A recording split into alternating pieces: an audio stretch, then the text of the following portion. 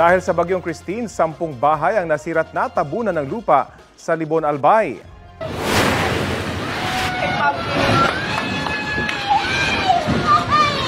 Napaiyak na lang ang mga residenteng yan matapos masaksihan ang pagwasak ng lupa sa kanilang mga tahanan sa Zone 3, Barangay Burabod. Wala namang napaulat na nasaktan. Sa bayan ng Ginubatan, kabi-kabilang landslide din ang naitala dahil sa walang humpay na pag-ulan sa lugar. Isang residente ang nasawi habang patuloy na hinahanap ang isa pa. Bukod sa pagbaha, nalubog din ang ilang sasakyan sa lahar na muling dumaloy kasunod ng pag-ulan sa Ginubatan. Ayon sa PHIVOLCS, mula nitong Lunes, October 21, nagbuga ng mahigit 1,000 toneladang asupre kada araw ang bulkang Mayon. Nakapagtala rin ng 2 volcanic earthquakes at 8 pagguho roon.